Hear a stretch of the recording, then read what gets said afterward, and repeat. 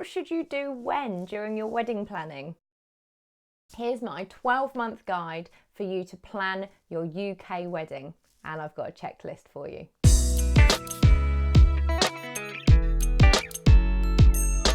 For the best wedding planning advice, subscribe to my channel, hit the bell, and you'll be notified every Tuesday when I've got a new video coming. Knowing what to do when during your wedding planning can give you a touch of overwhelm, right? I mean, you've never done it before. By the end of this video, you're going to have my 12-month guide to planning your wedding. And I've got that checklist for you to go alongside it.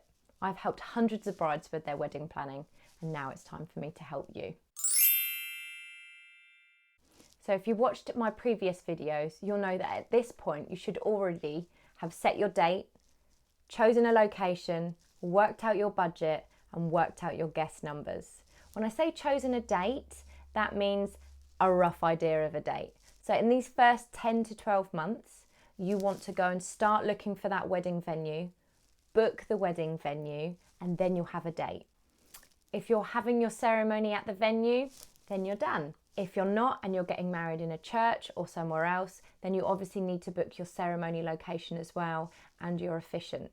You'll also need to register for your marriage license. If you're having a civil ceremony, you'll be able to then get a time allocated at your wedding venue, so you'll know what time you're actually getting married, which then means you can start planning the day. At this point, you can also extend invitations to your bridal party, ask your friends to be your bridesmaids, choose your ushers and your best men. You can also start looking for some inspirational images and start putting together that Pinterest board to help you get some fantastic ideas for your wedding.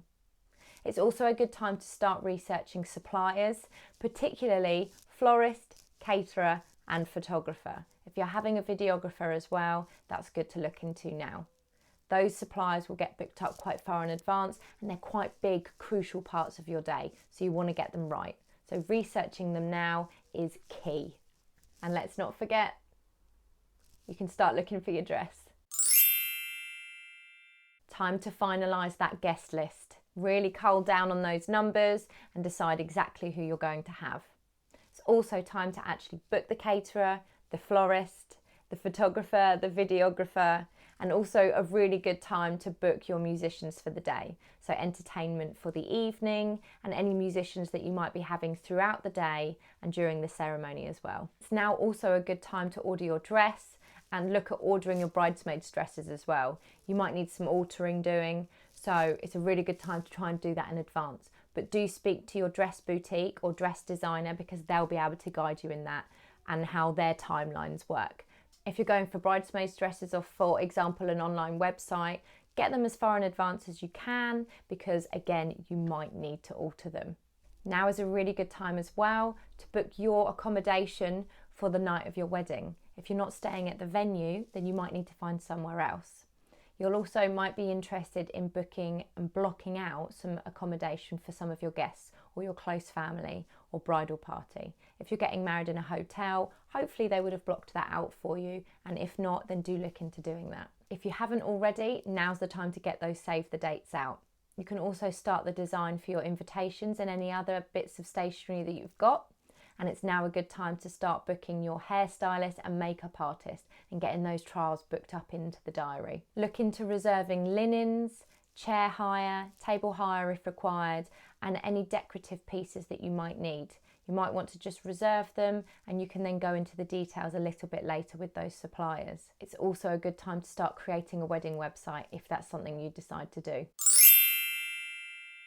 Get those invitations designed and start thinking about the rest of the stationery for your wedding day. Reserve a calligrapher if you need to. Having bespoke calligraphy on your invitations and place names is an absolute beautiful touch. Now's a good time to book your groom and groomsmen's attire. They will need some fittings closer to the time, but it's a good time to start trying them on and get a feel for what you want and reserving things. If you haven't already thought about your wedding favours, now's a good time to do so. They can add a real personal touch to your wedding and a real bespoke detail. So start thinking about them now if you haven't already. And if you're deciding to make them yourself, then you really do need to get moving on that. Have you found your cake maker yet? Book some tastings in to work out the best person for you and then go ahead and get that person reserved and booked. Something that I think is going to be coming back is wedding registries. If you're looking into it, now's a good time to register, and then you can start adding on all the different details and items that you're interested in.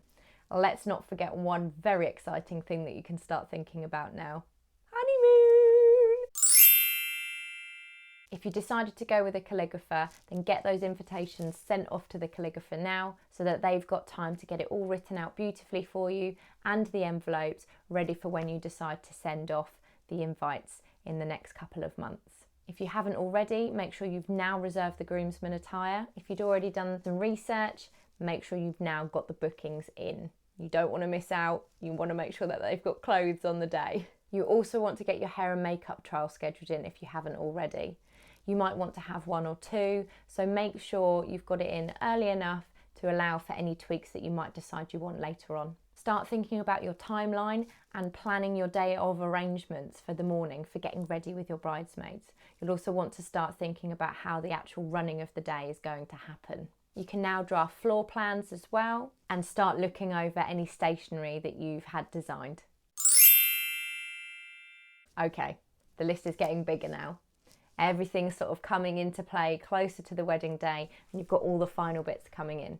So here's a bigger list. Are you ready? Time to get the invitations out. Send them between 8 to 10 weeks before the wedding day. Book in hair and makeup services for your bridal party. Whether you decide to do that for your bridal party or whether they're deciding that they'd like it and they're paying for it, it's still worth looking into and getting that booked in now.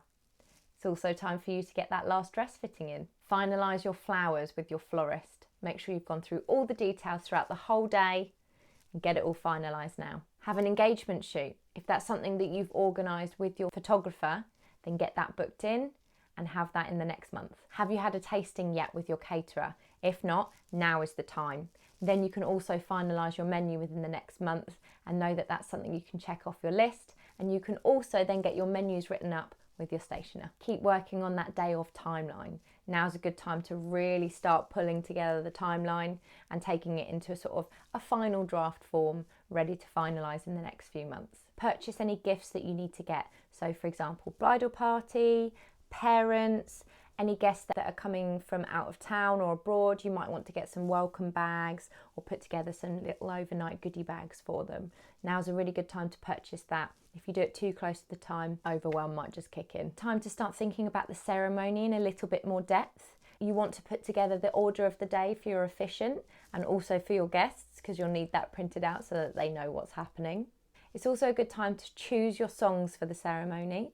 You'll need a song to walk down the aisle, a few songs when the signing of the register is happening, and something to walk back. That is obviously a civil ceremony, but speak to the person that's running your wedding, whether it's in a church or a civil or another type of ceremony, and they'll give you a guide of what you need to do. On the subject of music, it's also a good time to start thinking about other music that you want throughout the day. Whether you're putting together playlists for the drinks reception or the wedding breakfast, are you putting together a list of favourite songs for the evening? And have you chosen your first dance? That's a pretty big one, so don't forget to do that. Okay, time feels like it's flying by now, doesn't it? So with 6 weeks to go, what you want to be doing is making sure that all printed material is now ready to go. If it hasn't been printed, it now needs to go to print and it needs to be finalised.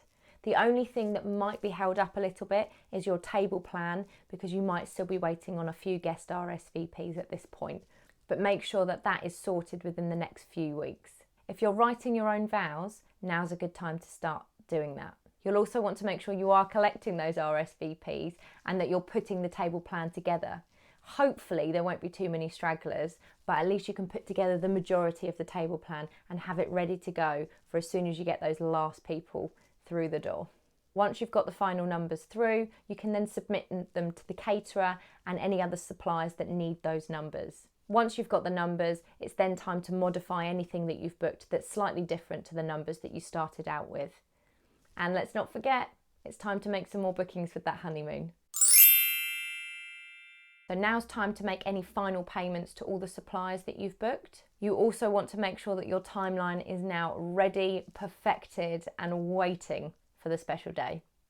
Speak to your photographer about possible shot lists. You'll need to create a shot list for them for the wedding day, but if you have a chat with them, they might be able to give you a good idea of what they do and what they suggest. Get those final numbers over to the caterer.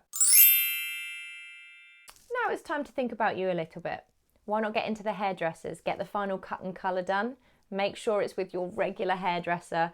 Don't go booking somebody new. You want to make sure that you come away feeling fresh, happy, and absolutely feeling perfect, ready for your day. Finalise that day of timeline and send it out to all the suppliers. You might want different versions for different suppliers, and send it out to your wedding party as well so that everybody is reading off the same page, literally. Confirm all your suppliers and make sure you've got a final walkthrough booked in at your venue, if that's something they offer.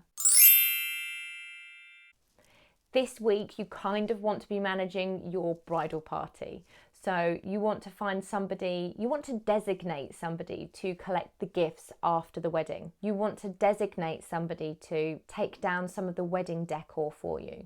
You want to designate somebody to pack up all the booze if you've decided that you're providing your own alcohol. Put all cash payments into separate envelopes and designate somebody to give them out to the relevant suppliers on the wedding day. If you're having a marquee wedding, you can oversee the setup and make sure everything is going as planned and how you're expecting it to. Designate somebody to hand back the suits to the rental company. If your honeymoon's booked pretty soon after your wedding day, you're not going to be able to do any of those things. Okay, so this is where it starts to get super, super exciting. The day before, you literally just want to be dropping off any decorative pieces or anything that needs dropping off at the venue itself. And then you pretty much want to relax. Make sure your wedding planner or your designated person has the envelopes with the cash for any suppliers that need their final payments on the day. And then just get ready for the wedding. Go get pampered, don't go have a facial, more on that another time. Go get your nails painted and go and have a glass of Prosecco and a nice dinner with your girlfriends, ready for the next day, because that's what it's all about. And that's it, because the next day, it's your wedding day, and that's all about totally enjoying it and remembering it's all about the marriage and it's all about the two of you. And if you follow my 12-month guide, then hopefully you're going to do it smoothly and stress-free. If you found that video helpful, why not check out my next video on budgeting? When you start out on your wedding planning, it is key to have a budget in place so that you don't stress too much and get a little bit overwhelmed and just let things run a little bit out of control. Get that budget in place at the beginning and you're off to a flying start. I hope you found that video useful. I've gone one step further for you and I've made a PDF for you to print out for free with the full 12-month guide. So if you go into the comments box below, you'll see that there's the link for the PDF for you to take there. If you liked this video, give it a thumbs up. Don't forget to comment in the box and let me know how you found it, or if there's anything else that you'd like to know. Hit subscribe so that you'll know next time when my next video comes out.